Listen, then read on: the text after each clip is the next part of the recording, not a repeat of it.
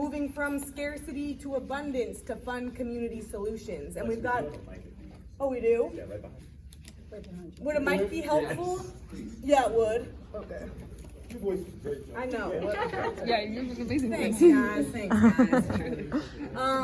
Cool. So, my name is Alexa. I'll be one of the moderators. Yeah, amazing group of panelists who are going to tell you about the community solutions they've been building and what have been challenges or opportunities to making sure all community solutions are fully funded as they should be.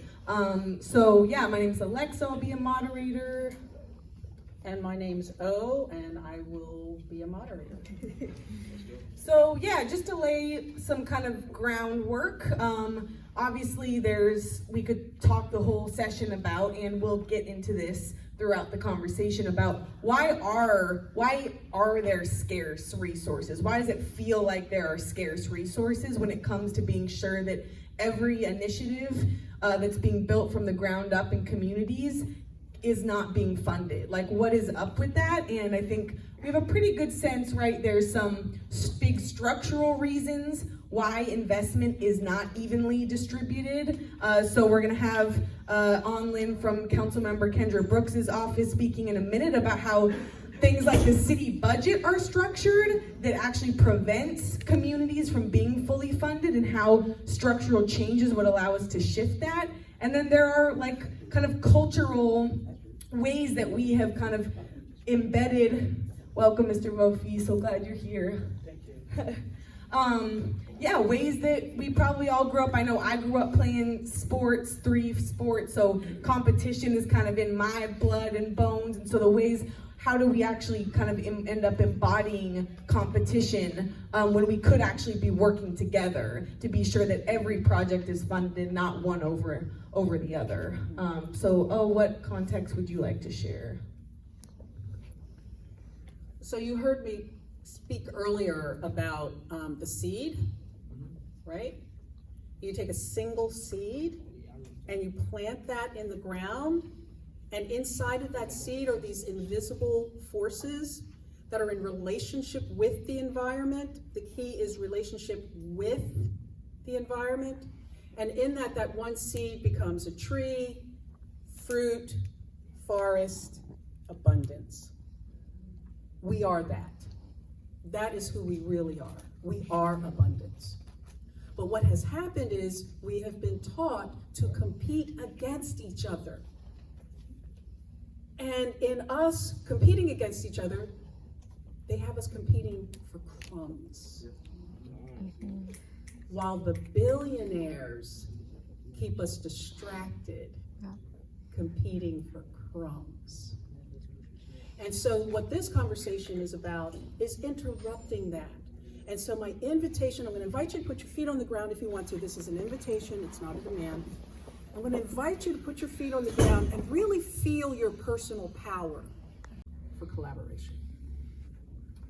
Thank you, O. So if we could maybe get the panelists slide up here. We're going to try to use this smart board. We've got some amazing sort of illustrations. You guys are totally fine. What do you want to go through first? I think we'll just do the speaker lineup, and then, yeah, I think we might have, oh, and Pastor Thomas is here too. Great, perfect timing. Come over here, Pastor Thomas. You're right on time. And thank you. We're managing this library the best way we can. But yeah, I'm going to turn it over to our panelists. Maybe I'll let Pastor Thomas settle in for a minute. Thank you. Yeah, maybe we'll start South Philly up to Southwest. So, Mr. Reeves, would you want to start? And so the prompt is really for each of these panelists, just like tell us about the programs you're building and have been building for a long time. And what kind of impact are you seeking, you know, to make in your community? I don't need to speak. Everybody hear me, right? Yeah. That's my body right now. So first I want to welcome everybody to this high school, right? This is Orton Reed. I used to be the SAC president of the school, right, in this library, right? So I want to welcome everybody to it. And I also want to thank Philly Pride, right? You know, y'all came a long way, right? And I'm so proud of what you did today as far as bringing sunlight on our community. because this is our community. When I say my community, I'm talking 6 blocks that way, north, south, around this whole school. This is my community. These are a couple of my young men that I do basketball here. I do a whole bunch of stuff with young people. That's another thing I thank God. When I came in the room, I seen y'all. Y'all Give it were up. top. Give it up. Give it up.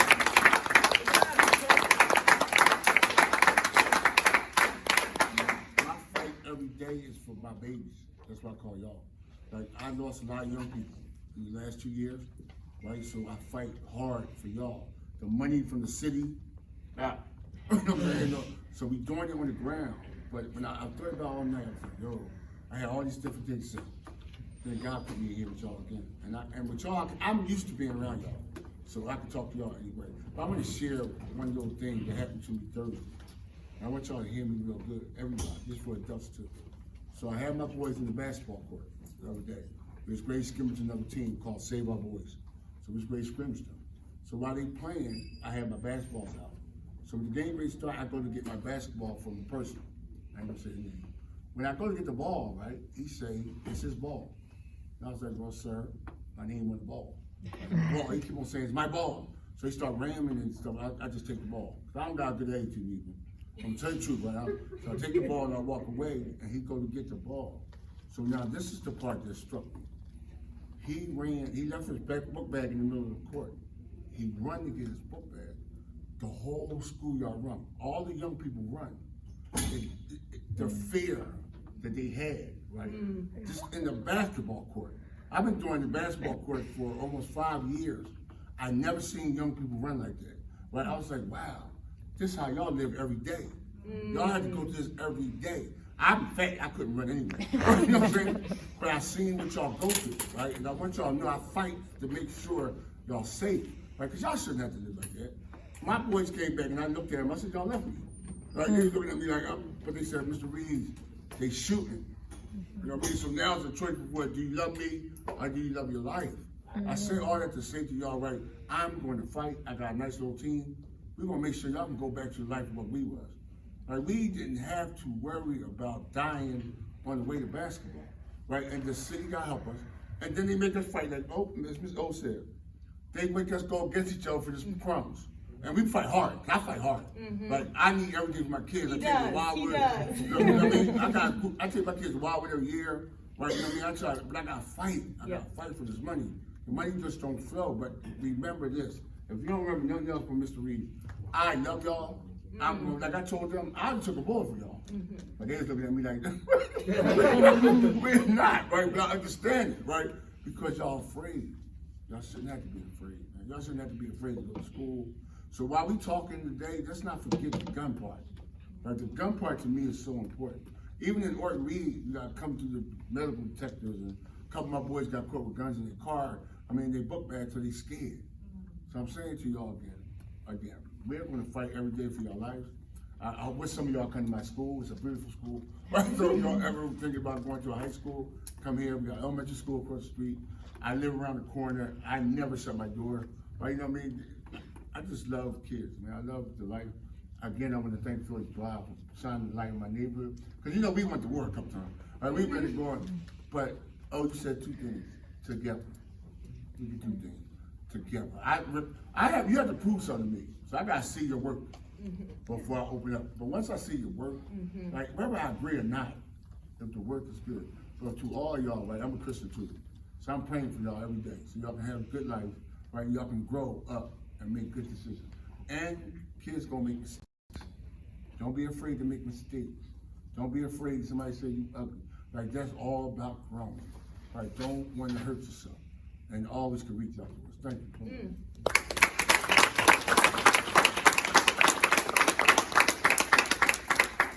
Hello everybody, I'm Chill.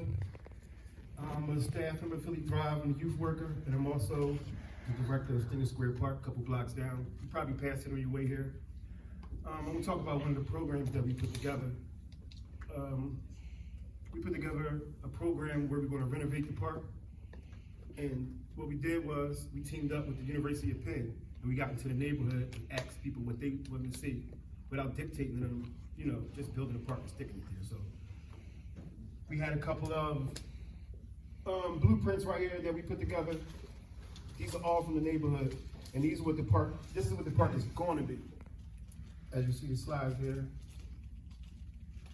It hasn't been renovated since like 1980. So they do renovations to parks all the time, and some of you not even born in 1980. No one was. One person. But anyway, those are the plans for the new park that we put together. So that's all the, everything that the neighborhood envisioned. They 3 different blueprints, but we got together and we picked one good one. But the first one is just more catered around playtime for the kids. The second one is a home. That's like a more resting piece. And the third one is called the garden, where we wanted to make it more outdoorsy. So what we did, we combined it all 3, and we came up with the final blueprint. That's the basketball court that we wanted to add. So when we came up with the final blueprint, we actually in talks with starting everything with the city now.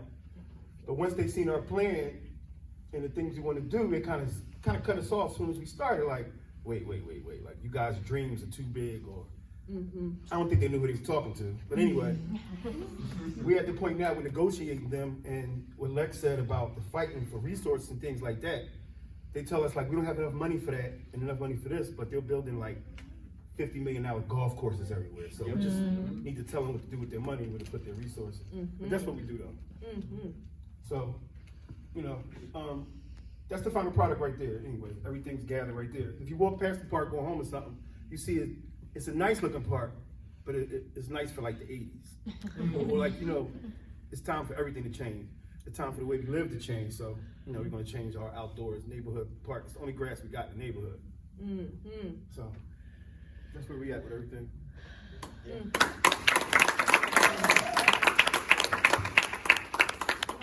Lynn, bring it up at the end. I think we're gonna go over to the African Cultural Alliance of North America, doing amazing work, and we'll pull up, I just pulled some Africa Town photos from the website, just to have up behind you all.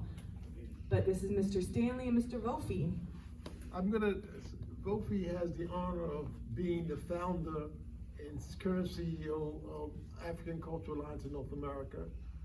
Akana, so I'm going to follow him in the subject matter, because I need him to talk about a little bit just about Akana and what's already built in the community, and then we'll talk about Africa Town. Perfect.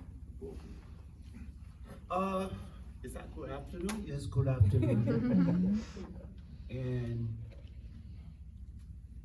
when I see young folks, it's very, very, very, very good that instead of being out there getting mischief, somebody encourage you to sit today and listen and see and hope that you walk out with something that impacts you as we move forward.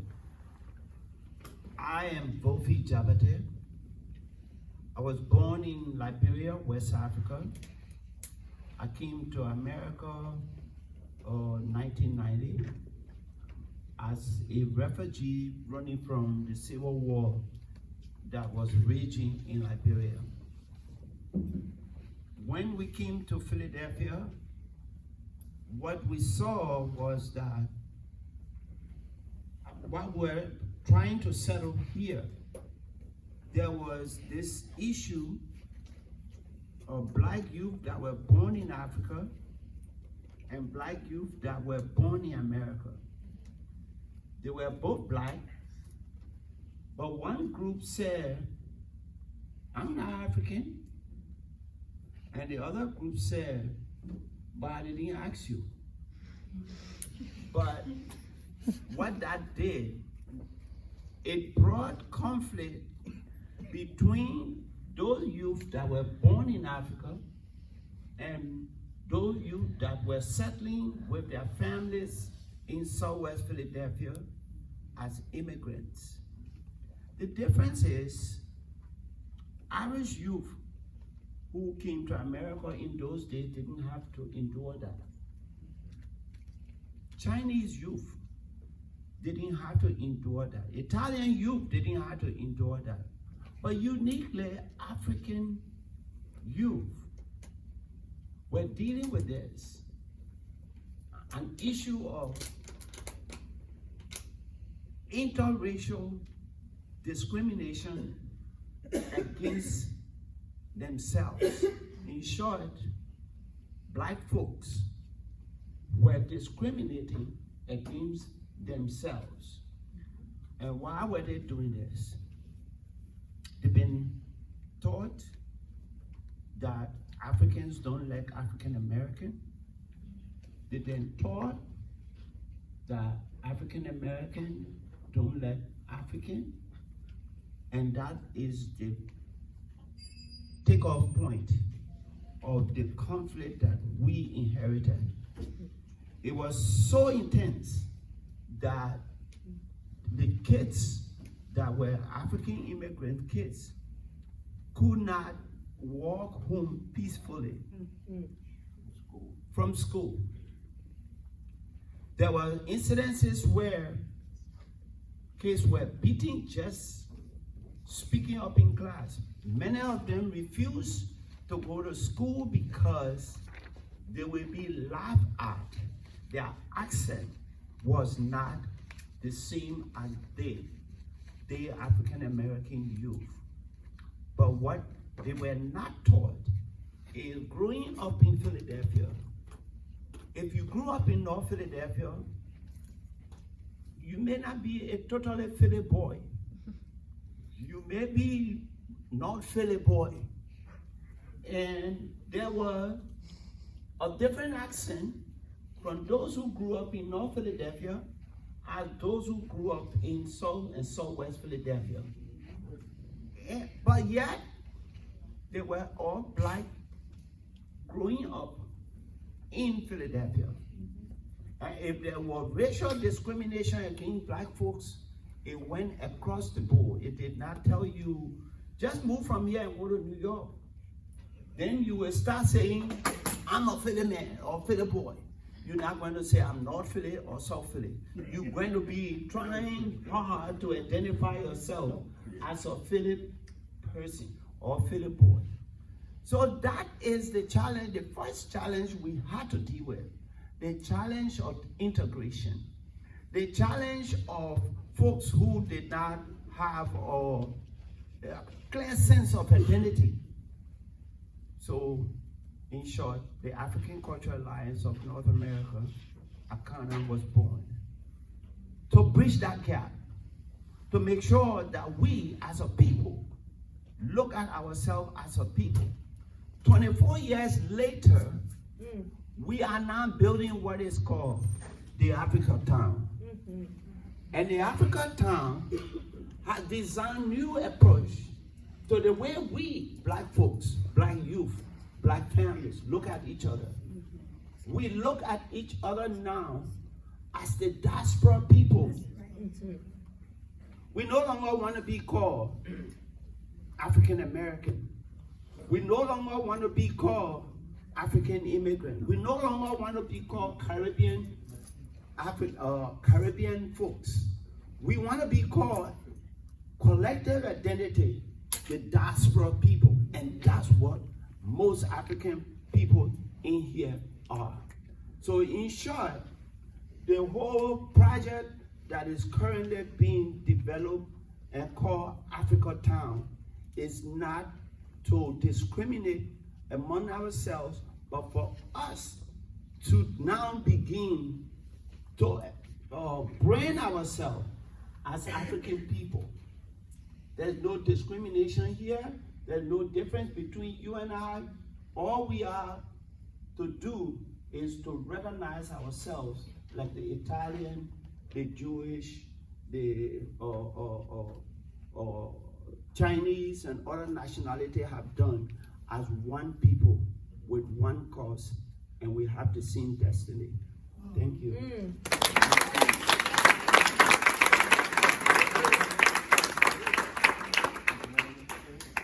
Thank you, Bobby. And let me thank Alexa and that whole team for organizing this. And before I talk about Africa Town, I just want to go a little back to what these ladies talked about. The opportunity to cooperate. I had an opportunity to in my youth. You can tell I'm old, right? I'm actually 81, so everybody knows. So.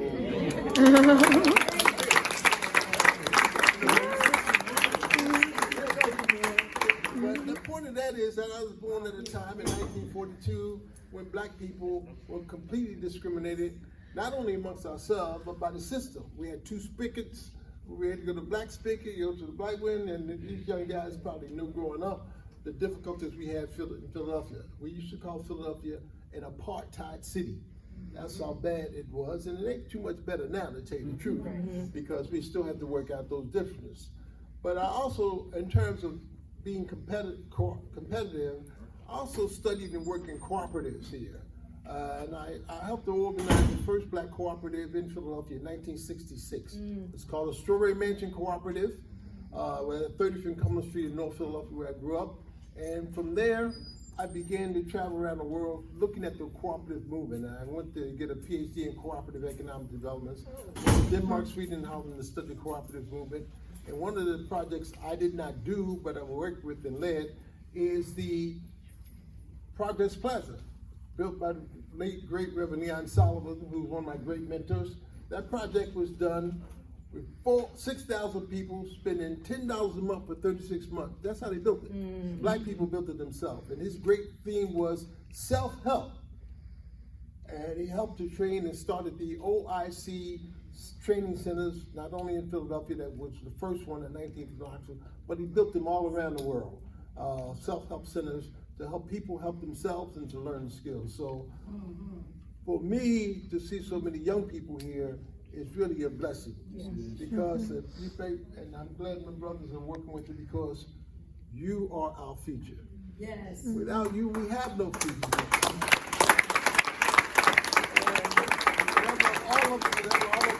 Whatever all of us can do to help share that future with you, we're here, and I want to be able to be one of the people to say, hey, listen, whatever I learned, I'm supposed to pass it. In the African tradition, I'm supposed to do it. I'm supposed to be agreeable. I'm supposed to share it with you, talk to you, and be here. So I'm here for you, as these brothers have already talked about. And so let me go to Africa Town.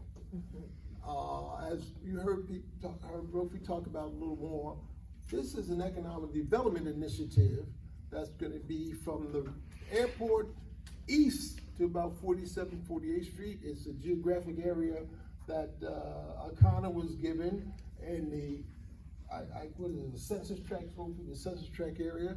And starting in those areas, you know, people look at that area of the city, and some people call it a ghetto. But we looked at it and say, damn, it's so much richness here, so many assets here, so many wonderful people here, and skills. And the act of it being called Africa Town was not because we named it. It's Africa Town because damn near 100,000 black people live in it. You know, I mean, if you go to Chinatown, yes, there's Chinese there, but there's Vietnamese there, there's Japanese there, but it's a branding given to help create it and make it an attraction point for people to come in and spend their money and enjoy the rich diversity of the many Asian cultures that are there. The same thing we're doing in Africa, nothing different, no magic, it's just hard work and the opportunity for us to build on the assets that people have provided for us, meaning the people who are struggling to keep their homes there, the people who are investing in their own businesses along commercial corridors of Chester, Elmwood, Woodland, all those people are struggling, just keep it. And we have decided we're not gonna let anybody come in and gentrify us out. We're gonna keep it together and gentrify people from coming in, okay?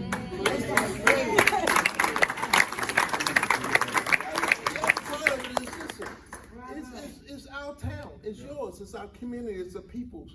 And if we don't help them to invest, and I say we because, you know, people go to colleges, they got degrees and PhDs.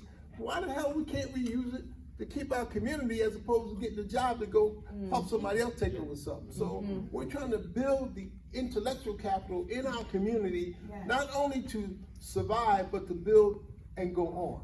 So with our effort with Africa Town, we will have, and the first building has been already groundbroken. You saw we raised about $10 million for that. The groundbreaking took place on November 25th, and with Mr. Brophy's leadership, that building will be gone for the next 18 months, the first building, the African Center. I'm gonna let him tell you what the building is gonna do, will be there. We also wanna build an Africa Trade Center there, an innovation and technology hub. Can you imagine that here we are in one of the great cities in the world, and we have an innovation hub at University of Pennsylvania, we have one on Drexel campus, University of Science, but we don't have one damn science center in the Black community. The jobs of the future are not the jobs they're sending my kids to go learn how to make up beds in the hospitals. They teach our children how to clean out hotel rooms. But the jobs of the future are the development of the mind, the information technology, and artificial intelligence. That's what they're learning at these technology centers. So I'd be damned if I'm gonna let my kids go do that. So we're gonna build our own information technology hub in Southwest Philadelphia. And people that want to stay there, they can learn and study, but we have to prepare our children for the future. If we don't, it won't get done. It's our responsibility. I'm gonna join with these guys, but we're gonna continue fighting the system. I'm not gonna get that fight up. I've been doing it all my life. I don't know nothing else, know anything else, but get up more and say, who's gonna fight today? You know? That's what I learned. But the economics part of this is critical because we want to have people not only to rap and talk about a good thing, but we want people to have it and touch it and hold it and be a part of it. Yes. Let me tell you this about our city. Philadelphia, tourism in Philadelphia is a $10.3 billion a year industry, at least before COVID. It employs over 80,000 people. Now, can you imagine this? What Africa Town is, we have all that possibility. We have a city, of course, that's at least 50% black and another 20-30% brown and Asian people. We own the damn city. It's our city. We letting everybody use it and take it from us. It's our city by population. We get ourselves together and cooperate and vote. We own the damn place. We can vote anybody in or out that we want if we work together to do it. So this example here is an opportunity for us to build the economic infrastructure that we see and need so that our communities, our people, you can own your home there. We have to find out how to help you keep your home. I mean, I hear these old people, and I could say 81, losing their home because they didn't pay the taxes. Yeah. There's something wrong with that. Yeah. And we have to fight for that, you know? So this Africa Town opportunity will be in place for us, first and foremost, to bring the global tourists from around the world, and especially the African diaspora that what we talk about, to Philadelphia. Don't listen to me. Go look at the City of Philadelphia website. It's called Visit Philadelphia. You'll see Chinatown, the Ready Market, we even have a neighborhood there, which is no problem with that. But where will black people go? They're not. I mean, you can go to the African American Museum individually, you can go to the Paul Robeson House, Marian Anderson House, but why not Africa Town? That's where we live at. Got 130,000 people in there. Why not Africa Town? Why not can it be a district that will attract tourists from all over the world, and especially Africa? Can you imagine Africa right now, 54 countries, 1.3 billion people, almost equal the number of people that China has, and we're not talking to them? That's because of the history. We're trying to break that down and educate all of ourselves so that we can work together and benefit. Africa right now has some of the fastest growing economies in the world, not just on Africa, in the world right now. So we are interested in collaborating with them, bringing them to Philadelphia, to our Africa Town, so they can shop on Woodland, Chester, Elmwood Avenue. They can shop. We're going to build a hotel there as we get further in the project. The innovation hub is for our community here. We're also going to build an African Trade Center there because right now Philadelphia is the largest port in the entire United States that receives cocoa beans from West Africa. Cocoa beans, think about that. The largest production area of chocolate in the United States is right here in Philadelphia. It's Hershey. They got to change the whole town. They call a whole town. And you know how across the United States, we don't grow one cocoa bean? We don't grow one in the entire United States of America. That 80% of the cocoa beans come from West Africa, Ghana, Ivory Coast, Liberia. And so what's the matter with that? We get all these cocoa beans and we don't even know where it's come from. So we have work to do, and that's what we're trying to work at. But the foundation of that work is right here in Africa Town. And many of you already live there, you come and visit there. But we want you to come and visit, and thanks to the work that Akana has done, we have the basic stuff, like cleaning the streets. Akana, he didn't tell you about that. Akana has a program where they clean the street, but they have a nursery, I'm sorry, not a nursery, but a medical clinic, we have a daycare clinic. Those are the things that they're already doing. This is future, and this is why we need you, because I will be, believe it or not, dead and gone by the time we get all these buildings up. So I need you young people to come and say, what the hell are you doing? How did y'all do that? Okay? We got to create an internship so you guys can come and see what it is, learn how to do it. Because all I did was, like both of y'all, these guys got PhDs. This guy, man, if he's dealing with the system like he already talked about, not if, he earned a PhD just by dealing with these crazy people every day. Because they don't believe, first of all, they don't believe black people can do anything. And those that want you to do it and try to do it, they don't give you the kind of resources and leverages that you need to do it. So everything is a fight. And as I said, the battle is yet to be won, but we're doing a hell of a good job. I want to thank all of you guys.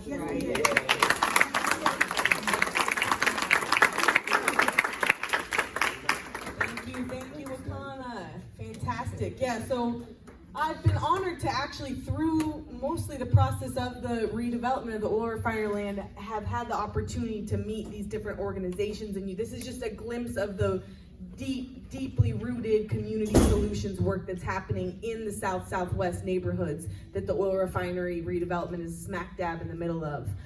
So amazing. I'm so humbled. And our kind of final community leader speaking tonight to share the solutions up in Eastwick. So this is Pastor Darian Thomas, lifelong Eastwick resident, has a number of initiatives, and I'm just always eager to show up and support however I can, because his vision and his leadership is amazing. So I'm going to turn it over to you, Pastor Thomas.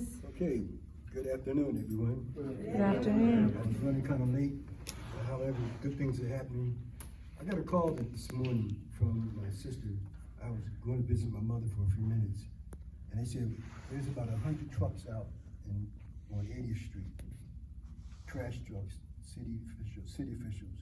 The mayor was there, commissioners were there, folks were there looking at the Eastwick area where people were dumping on us. We have been dumped on because of lack of development in our community. This is when I was with Stan and Wolfie in Harrisburg. That's when I had a chance to meet the governor, and it was real nice meeting him. I'm a part of Africatown because I live on Pewis Avenue. My mother lives in Suffolk. My sisters live on Cottree Parkway. So we Africatown all the way. Matter of fact, I've been several trips to Africa. I had 5 trips to Ghana. A couple years ago, I spent a whole month in Nigeria. I spent trips to Ivory Coast. So I've been in Africatown since I was in my 20s. But what I want to say is that the area where I represent, the part of Africatown that I represent, is in the Eastwick area. And I would say that in the Eastwick area has been the forgotten area, forgotten history. We're on it right across from Delaware County. When you leave Eastwick, you're in Delaware County. If you leave Eastwick on Willen Avenue, you're in Delaware County. But our section has suffered 2 things. One is gentrification that has been taking place in other parts of the city, and people move into Southwest Philadelphia with no job, no training, and then we end up with crime. And it's like everyone's focusing on Southwest. However, there's another part of Southwest where individuals own their own home, they raise their children, send them in college, and now they want to live their lives out in a middle class lifestyle. Just to give you a brief history of Eastwick. I don't know if people know, but there's a film out, and it's in YouTube, called Field of Weeds. A Field of Weeds. It's in 4 different sections. Eastwick suffered under the administration, under renewal. And so therefore, they left Eastwick vacant and empty lots, and they built all around us. They got hotels on Bartram Avenue. We got the airport. We have food center. But none of those things are helping the lifestyle of the people in Eastwick. So being part of Africatown, working with Kofi and the group, and Stan and others, and Alexis and different ones, we want to see that area develop. We don't want to see it gentrified. We want to see it develop. We have space for a hotel. We have a space for education, housing, all those things. And one of the things we're working on right now is urban gardening, black gardening. It's time, we partnered with Chain University and, the Lincoln University. And then we also had already a couple of conference calls with Temple, so that we can grow our own food, that we can have agricultural training in our community, where there be food and education and housing in the Southwest Philadelphia area. I could say much more, but I'm just gonna say that we're part of this thing, and we have a great team here, and the young people, the future's here because you're here. And we want to thank you for participating in the development and education and striving to do something real great in our city of Philadelphia. We're going to turn the city around. They try to say that this is the fourth largest city, the poorest of four largest cities. That's a lie. Don't accept that, because guess what? Because the power of your tongue is in your words. God bless you.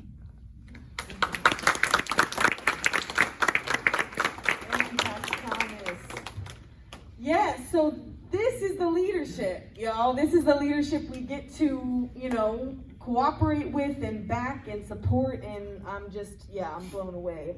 And given there's so much interest by the panel and the young people in the room, I think before we maybe hear some perspective from Councilmember Brooks' office from Onlin, I wondered if there are folks who want to share either a question or a thought, maybe particularly the young people in the room. What are you thinking about after hearing from this panel, or do you have a question for them? Kind of see, yeah. How can we individually help? Like, what can we do? How can we as individuals help? Well, like you say, you're young. That's number one. Number two, put your feet in the ground and do it. Because we always gotta realize that action speak louder than words. They always gave us all our lives words and no action. If you do it, can't nobody tell you you're wrong. Nobody can tell you you're wrong. Y'all the ones taking over. Y'all the ones that say, I don't want this done, and you put your feet on the ground and you're doing it. You know what I mean? So can't nobody steer you wrong because you're the one doing it. You know what I mean? That's the best thing y'all young kids have today. You know what I mean? I know everybody like the YouTube and all that and get into all that stuff. That's some of the problem. People don't want to tell you some of that's the problem.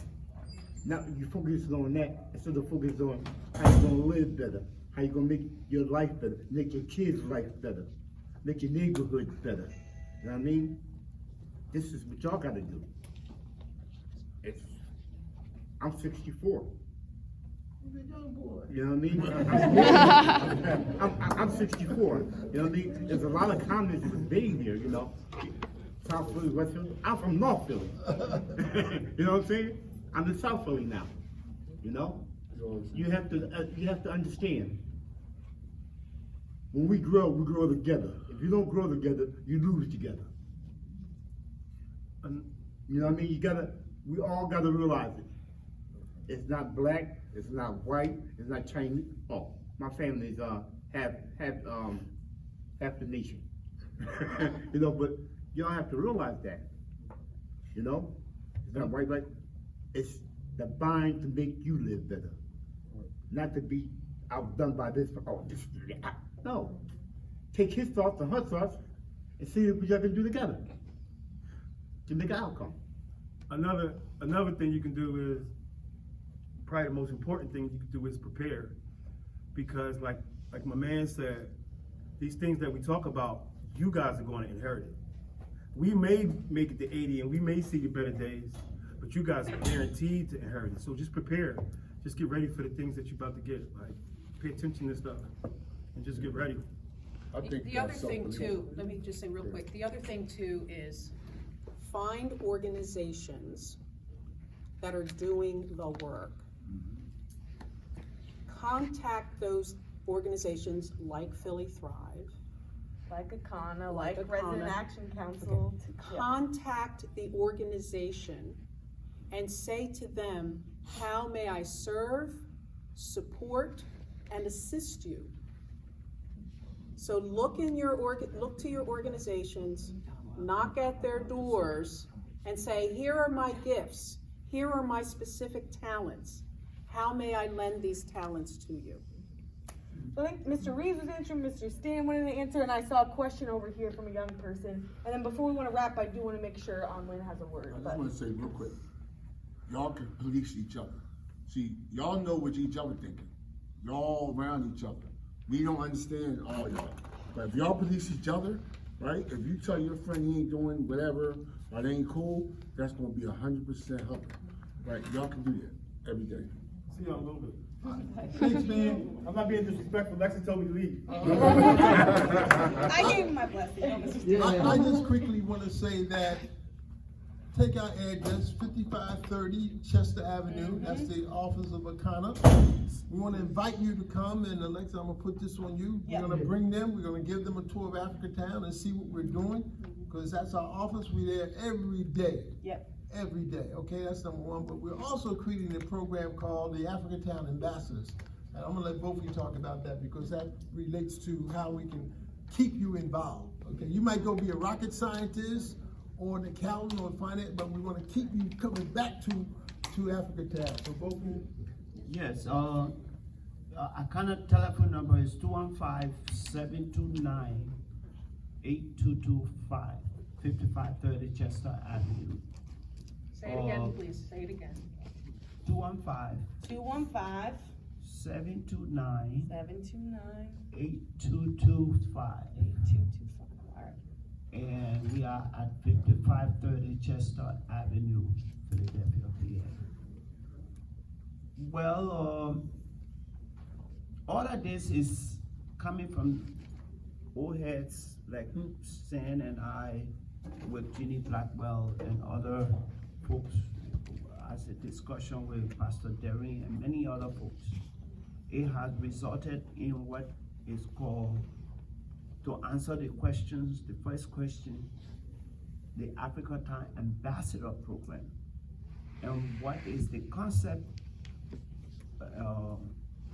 within that program is to have an intense discussion and training of our people on exactly how we can do exactly what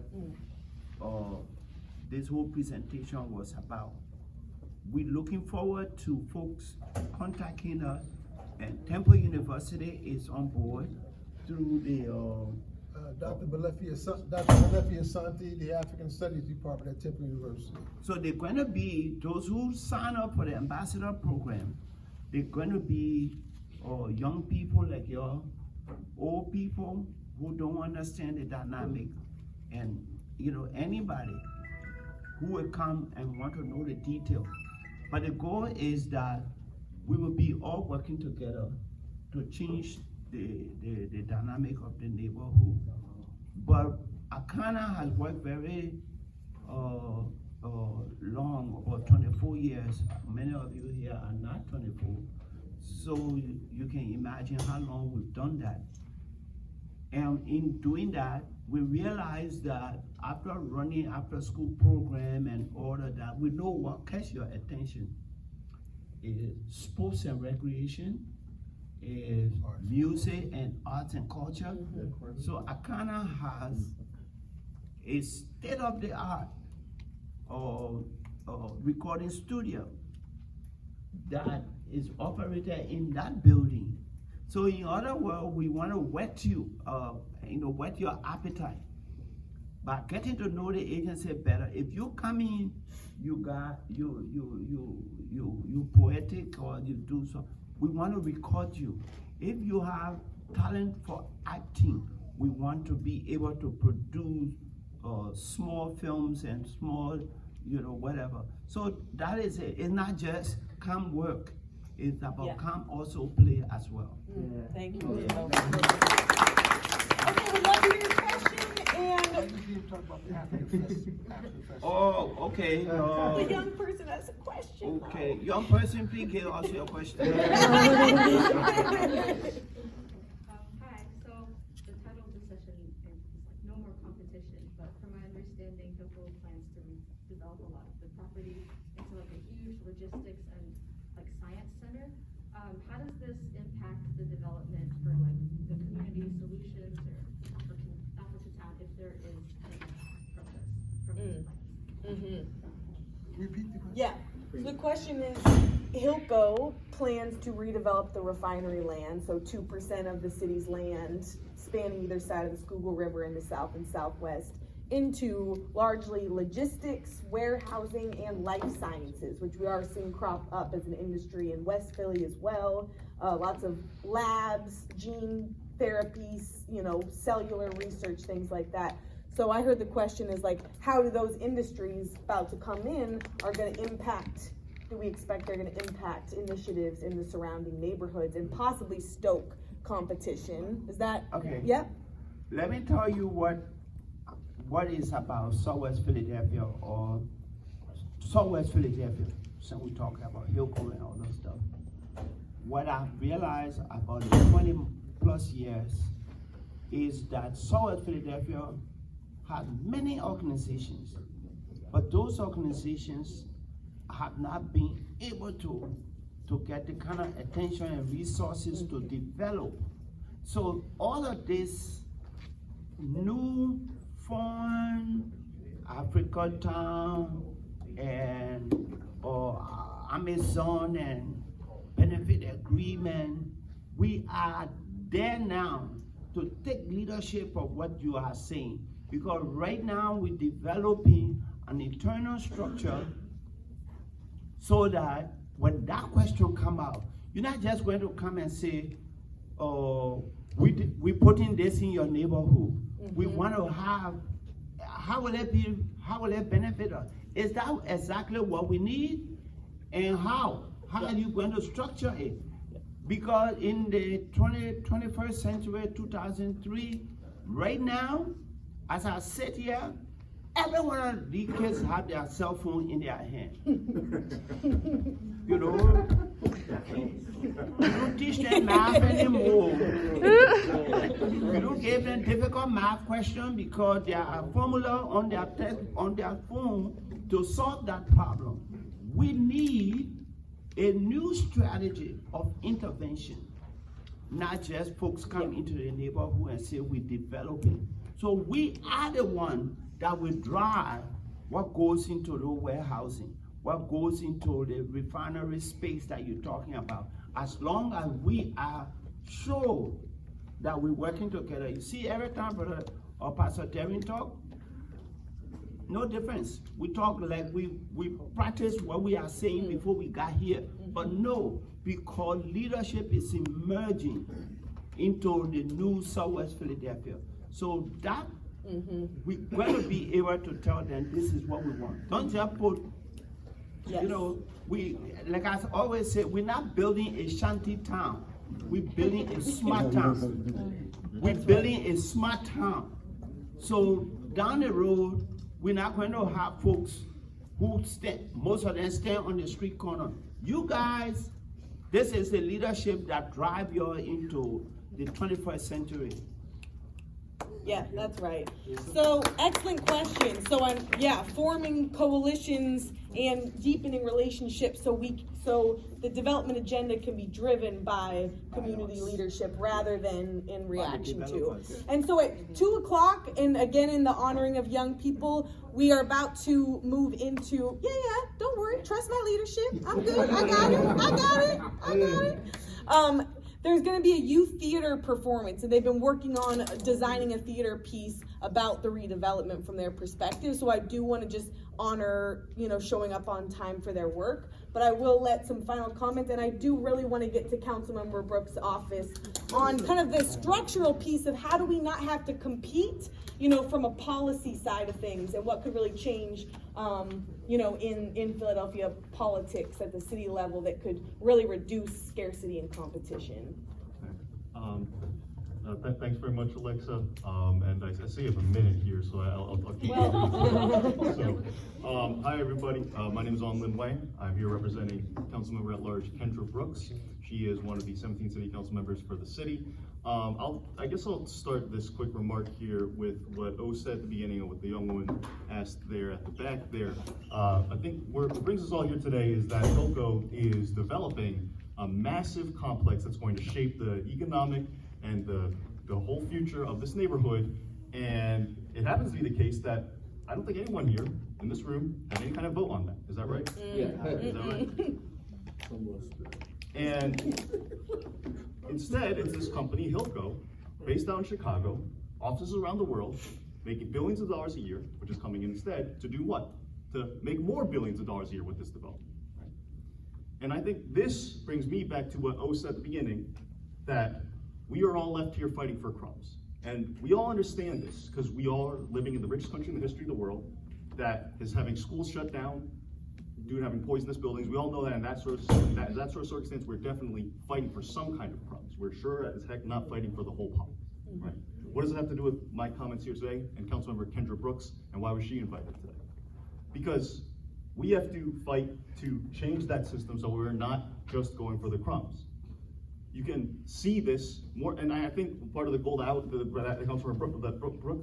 reason that Councilmember Brooks was invited was to help clarify and make clear what exactly are we fighting for, and also make clear that these are not like 10 commandments down from heaven, we can never change these. No, these are absolutely changeable circumstances. For example, in this country, the United States, richest country in the history of the world, right?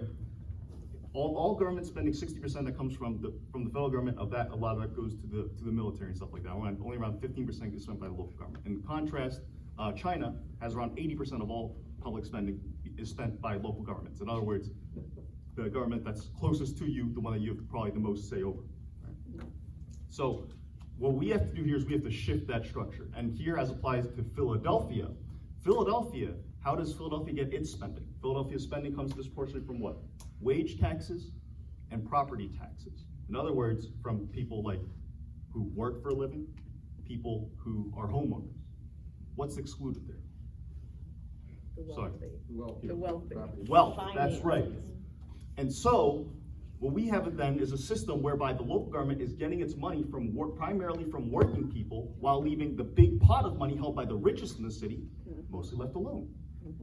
Well then, that sure sounds like to me a system that doesn't have to be that way. Exactly. It sure sounds to me like we could, and to Councilmember Brooks, like this is a system that could be changed, where we could take more of our local money from the wealthy and less from the hourly wages that we have to earn here in our jobs, which I guarantee pay less than, say, for example, if you're someone who owns something like multiple sports teams or something like that. So, it is in that spirit that Councilmember Brooks introduced in 2021 a wealth tax. And you should support that wealth tax. It is also now 202 or something like that. So I'm not going to speak for too long, but to the question of what can you do to help, you should support things like a wealth tax, people who support like wealth tax, so we can reshift the structure that leads us to this point where we have to fight for crumbs, where a private company can come in and say, actually, you guys don't have money to spend on this? Okay, we do, and we're going to make a lot of money for you, and we're going to change this community forever. You all don't get a say in it. So, in that spirit, let me pass this back over to Alexa.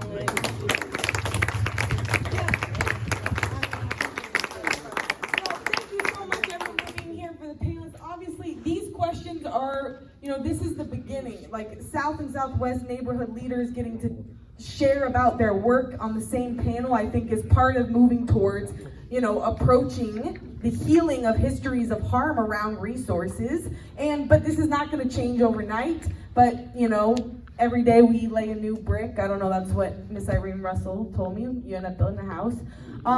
So thank you all for being here. Let's get up for our panelists and then let's go. Yeah. South and Southwest leadership. Thank you, Councilmember Brooks' office. Thank you all. We're gonna head back to the auditorium for the theater performance, which will then be followed by the candidate forum. Thanks, everybody.